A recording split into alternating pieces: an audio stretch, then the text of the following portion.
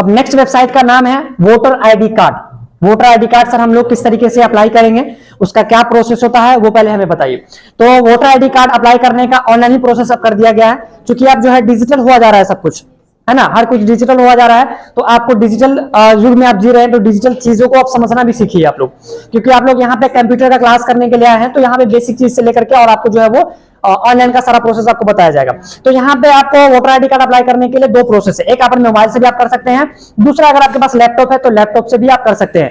इसके लिए आपके पास डॉक्यूमेंट वगैरह क्या होने चाहिए, इसके लिए आपके पास एक फोटो होना चाहिए, उसके बाद आधार कार्ड का एक फोटो होना चाहिए। ठीक है, जो मेन चीज यही होता है, आधार कार्ड को बहुत ज्यादा वैल्यू दिया जाता है, इसलिए हर जगह पे आधार कार्ड का ज्यादा वैल्यू है और आधार कार्ड से आप कर सकते हैं। उसके लिए आपके पास एक मोबाइल नंबर भी होना चाहिए और एक ईमेल आईडी भी होना चाहिए, जिससे आप अप्लाई कर सकते हैं। ठीक है ना, तो पहले लिखना स्टार्ट। कार्ड अप्लाई करने के लिए, वोटर आईडी कार्ड अप्लाई करने के लिए वेबसाइट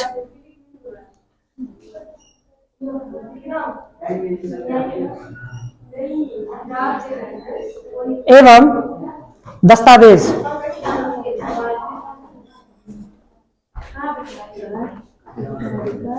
अप्लाई करने के लिए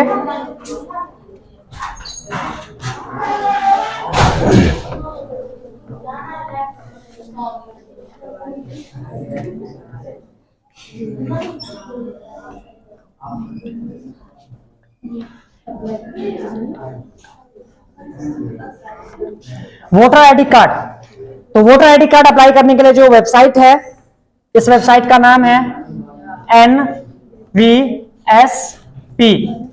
नेट इसका फुल फॉर्म होता है नेशनल वोटर्स सर्विस पोर्टल, इसका फुल फॉर्म होता है। अगर हम बात करें मोबाइल से हम लोग किस तरीके से वोटर आईडी कार्ड को अप्लाई कर सकते हैं, तो इसके लिए एक एप्लीकेशन आपको डाउनलोड करना पड़ेगा, जिसका नाम है वोटर हेल्पलाइन।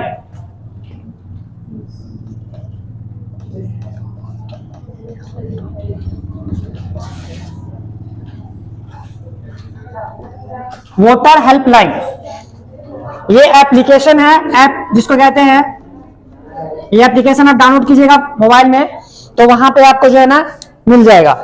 डाउनलोड करके ऑनलाइन प्रोसेस आप कर सकते हैं खुद से। बात आती है कि हम ऑनलाइन पहले किस तरीके से करेंगे सर, हमें जो है लैपटॉप से ही कर रहे हैं अगर, तो हम किस तरीके से करेंगे। तो पहले यहाँ पे दस्तावेज समझ लीजिए। दस्तावेज में जो है वो है आपको जो है, सबसे पहले तो आपके पास आधार कार्ड होना चाहिए, ये कंपलसरी है, एक फोटो,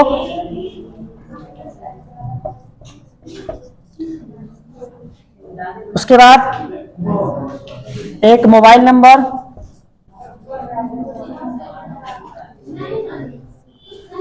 होना चाहिए, उसके बाद ईमेल आईडी इसमें, जो कि और इसमें ऐड होगा, एक फैमिली मेंबर का जो है ना पहले से बना हुआ जो वोटर कार्ड होगा, क्योंकि वहां पे प्रूफ के रूप में एक ना आपके गार्जियन का एक वहां पे क्या होता है डॉक्यूमेंट लेता है, तो वहां पे आपका जो है वो पहले से फैमिली मेंबर्स का जो है, फैमिली मेंबर का वोटर कार्ड, वहां पे वोटर नंबर मांगता है तो वहां पे देना पड़ता है। और इसके लिए आपको सरकार को कोई भी पेमेंट नहीं देना पड़ता है, ये ऑनलाइन प्रोसेस है और इसमें आपका 1 रुपया भी नहीं लगता है। ठीक है ना, बस इसका प्रोसेस थोड़ा सा समझ लेंगे तो आसानी हो जाएगा आप लोगों के लिए। ये इसका प्रोसेस क्या होता है, जब आप ऑनलाइन अप्लाई करते हैं तो आपके पंचायत के जो BLO होते हैं, बूथ लेवल ऑफिसर जो होते हैं, उनके पास क्या होता है, आपके वेरिफिकेशन के लिए उनके पास डॉक्यूमेंट चला जाता है और वो आपका वेरिफिकेशन करते हैं, आपका चेक करते हैं डॉक्यूमेंट कि ये हमारे पंचायत के ही हैं या इंडिया के हैं या इनके ऊपर कोई मसला तो नहीं है, कोई प्रॉब्लम तो नहीं है। तो वो चेक करके आपका फोटो वगैरह चेक कर लेते हैं और चेक करने के बाद आपको वेरीफाई कर देते हैं। तो फिर वो BLO से क्या होता है, वेरीफाई होकर के आगे की तरफ सबमिट हो जाता है। जब BLO जब आपका वेरीफाई कर देता है ना, वेरीफाई जब हो जाता है तो फिर आपका पैन कार्ड जो आपका वोटर कार्ड होता है वो बनने में प्रॉब्लम नहीं होता है। मेन होता है BLO, जो BLO आपका वेरीफाई कर देते हैं तो फिर कोई प्रॉब्लम नहीं है, बस आपका पैन कार्ड सोच लीजिए कि आपका वोटर कार्ड जो है वो बन ही जाएगा। अगर BLO जो है वो आपका वेरीफाई नहीं करते हैं, छोड़ देते हैं ऐसा ही, उसमें कोई कट वट का लगा के छोड़ देते हैं, तो फिर आपका जो है वो वोटर कार्ड नहीं बनेगा। लेवल ऑफिसर कहाँ बोला जाता है, बूथ लेवल ऑफिसर। ठीक है, वो हालांकि वो खुद खोज लेते हैं आपको, जब अप्लाई करते हैं ना आप, तो वो खुद आपको खोज लेते हैं कि आप कहाँ पे हैं, आपको आपके घर पे भी आ जाते हैं और चेक करने के लिए, वेरिफिकेशन करने के लिए, ठीक है, नहीं तो आपको फोन करके बुलाते हैं। तो चलिए हम लोग देखते हैं कि अब हम लोग क्या करेंगे, वोटर कार्ड किस तरीके से अप्लाई करेंगे लैपटॉप में। VSP इसका फुल फॉर्म होता है नेशनल वोटर्स सर्विस पोर्टल।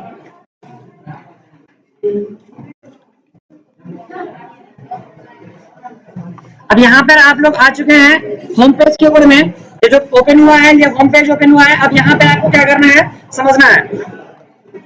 आपको नया वाला आपके पास इसका यूजर आईडी और पासवर्ड होना चाहिए।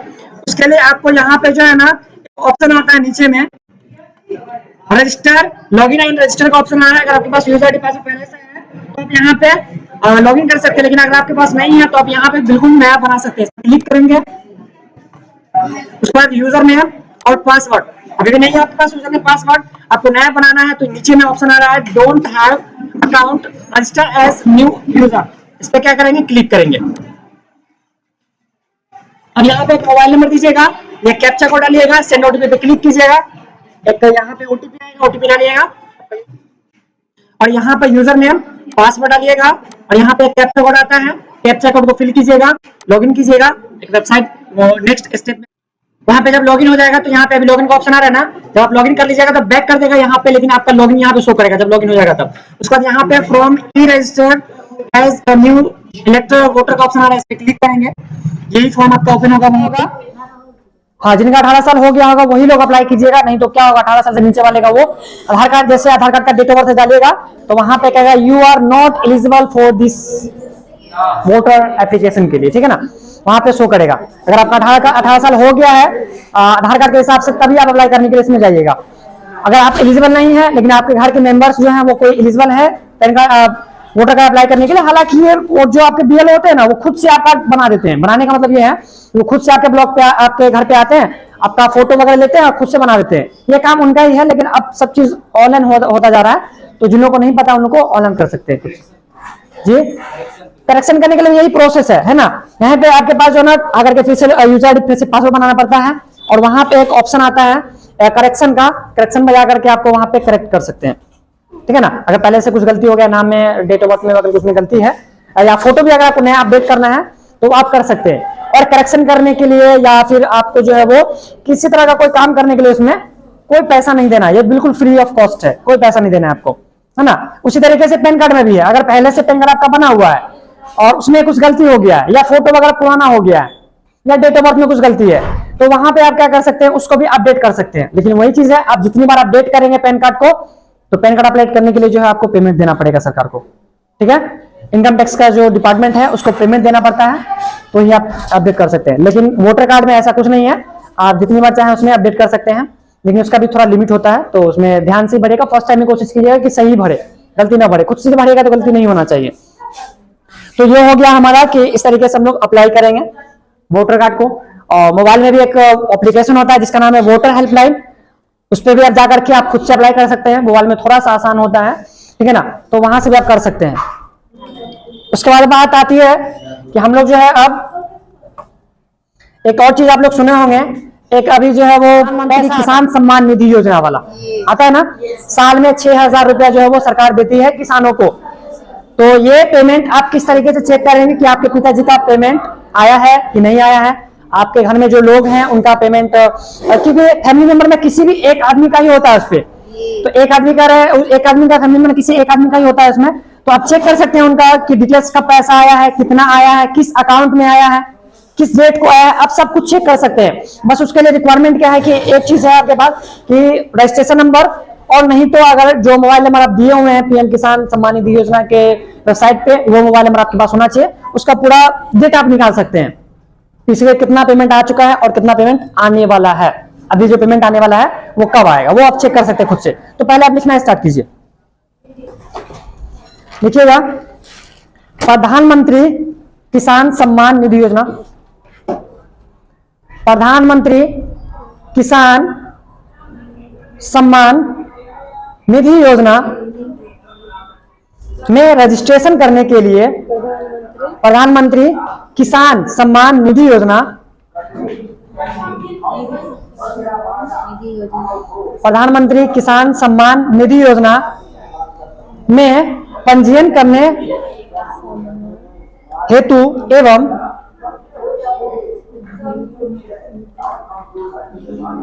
प्रधानमंत्री किसान सम्मान निधि योजना में रजिस्ट्रेशन करने हेतु एवं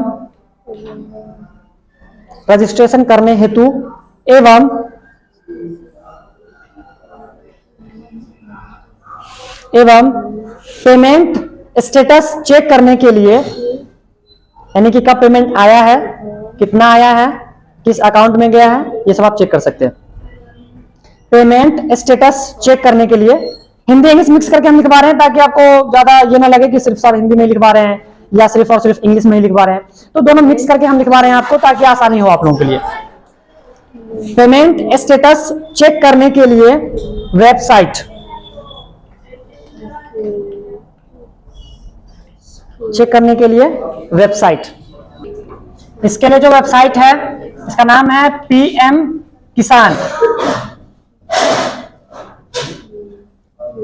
पीएम किसान ये वेबसाइट का इसका प्रोसेस क्या होता है, पैसा मतलब रजिस्ट्रेशन करने से लेकर के और पूरा पेमेंट आने तक का पूरा प्रोसेस क्या होता है वो समझ लीजिए। इसका प्रोसेस क्या होता है, जब आप ऑनलाइन रजिस्ट्रेशन करते हैं, हालांकि आप ऑनलाइन खुद से रजिस्ट्रेशन नहीं कर सकते हैं, इसके लिए एक फाउंडेशन है। ये है कि जब आप रजिस्ट्रेशन करने के लिए जाते हैं तो वहां पे आपके पास जो आधार कार्ड, मोबाइल नंबर वगैरह सब होना चाहिए। इसके साथ साथ एक बायोमेट्रिक्स डिवाइस होना चाहिए, तभी आप रजिस्ट्रेशन कर सकते हैं। तो आप लोग के पास तो नहीं होगा, तो इसके लिए आपको साइबर कैफे जाना पड़ेगा थोड़ा सा, लेकिन हम फिर भी प्रोसेस आपको बता देते हैं। आपके पास एक मोबाइल नंबर, एक आधार कार्ड, एक फोटो, ये सब चीज आपके पास होना चाहिए। ये जब हो जाएगा तो आप क्या करेंगे, ऑनलाइन करने के लिए आप वेबसाइट पे, यानी कि ये जो है पीएम किसान वेबसाइट पे जाइएगा, वहां पे न्यू रजिस्ट्रेशन का ऑप्शन आता है, हम अभी इसको लैपटॉप में करके बताएंगे। तो जब आप रजिस्ट्रेशन करके आपको रिसीविंग मिलता है, रिसीविंग लेकर के और आपको जो है ना डॉक्यूमेंट्स वगैरह अटैच करके और आपके जो किसान सलाहकार होते हैं उनके पास जाना पड़ता है, और वो चले जाते हैं उनके पास जमा कर देते हैं। तो जमा करने के बाद वो किसान सलाहकार जो होते हैं वेरीफाई करते हैं पहले कि आप लीगल हैं या फिर फ्रॉड है, तो वो आपको क्या करते हैं, वेरीफाई करते हैं। वेरीफाई करने के बाद और एक चीज वो भी चेक करते हैं कि आपके फैमिली मेंबर में कोई एक आदमी का ही होना चाहिए, ठीक है ना, किसी एक आदमी का ही होना चाहिए। अगर एक से अधिक आदमी का होगा तो वो रद्द हो जाएगा ऑटोमेटिक। तो वो वेरीफाई करके और आगे की तरफ सबमिट कर देते हैं, उसके बाद पेमेंट आना शुरू हो जाता है। समझ लेते हैं। इसके लिए हमें जाना पड़ेगा पीएम किसान वेबसाइट पे। कभी कभी ये वेबसाइट गायब हो जाता है क्योंकि बहुत ज्यादा ट्रैफिक होने की वजह से इसका वेबसाइट कभी कभी हट जाता है वहां से। वो वेबसाइट ओपन हो चुका है। जब वेबसाइट ओपन करेंगे तो कुछ इस तरह का इंटरफेस आपको दिखेगा। आप एक एक करके पूरा चेक कर सकते हैं। देखिए यहाँ पे हमारे जो है वो पीएम साहब यहाँ पे दिख रहे हैं, ठीक है ना। तो यहाँ पे आपको क्या करना है, थोड़ा स्क्रॉल करके नीचे आना है। अब आपको अगर न्यू रजिस्ट्रेशन करना है तो न्यू रजिस्ट्रेशन करने के लिए एक यहाँ पे एक ऑप्शन आता है न्यू फार्मर रजिस्ट्रेशन, इस पे क्लिक करेंगे। क्लिक करने के बाद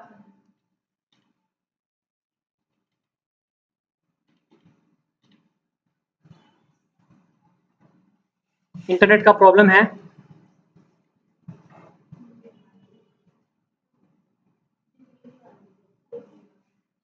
हाँ यहाँ पे आपका जो है वो वेबसाइट ओपन हो गया है। यहाँ पे जो है ना रूरल फार्मर्स रजिस्ट्रेशन, यानी कि रूरल और अर्बन।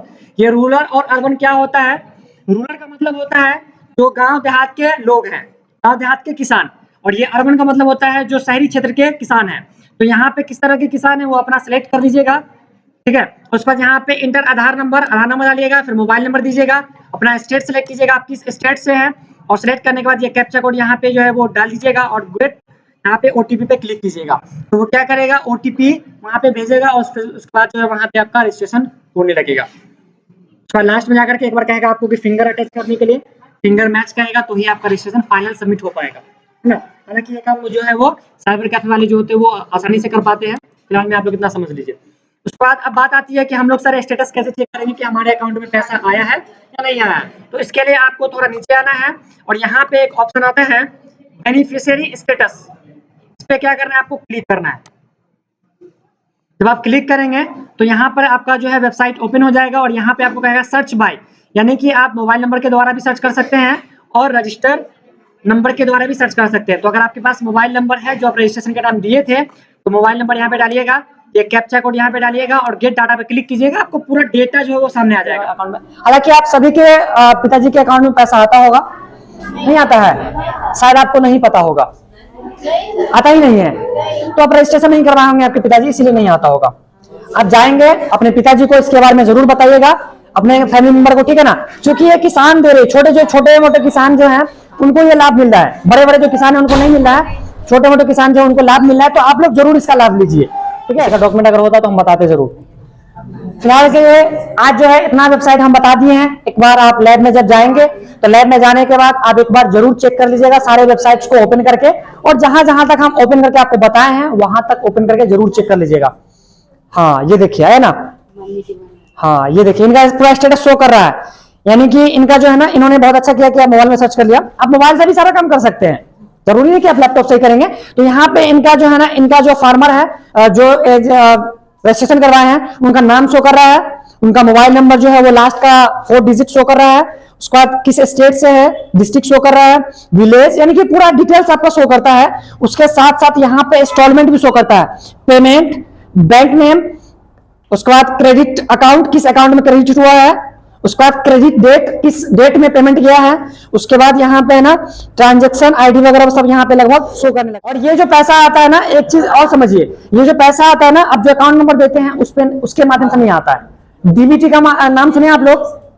डीबीटी का नाम जो लोग नहीं सुने हैं वो सुनिए। डीबीटी का मतलब होता है डायरेक्ट बेनिफिट ट्रांसफर, यानी कि आधार कार्ड से जो चीज भी आपका लिंक है, जो भी अकाउंट आपका लिंक है, अगर मान लीजिए आपका 3 अकाउंट ओपन करवाए हुए हैं, स्टेट बैंक में भी ओपन करवाए हुए हैं, पीएनबी में भी आपका भी ओपन है, पंजाब नेशनल बैंक में भी, और बैंक ऑफ बड़ौदा में भी आपका ओपन है, तो वो सरकार डिसाइड करेगी। हालांकि तीनों अकाउंट में आपका आधार नंबर जुड़ा हुआ होगा, तो वो क्या करेगी, फर्स्ट ऑफ ऑल सबसे पहले तो आपके स्टेट बैंक जो अकाउंट जो होगा उसमें भेजेगी सरकार, क्योंकि वो सरकारी बैंक है एक तरह से।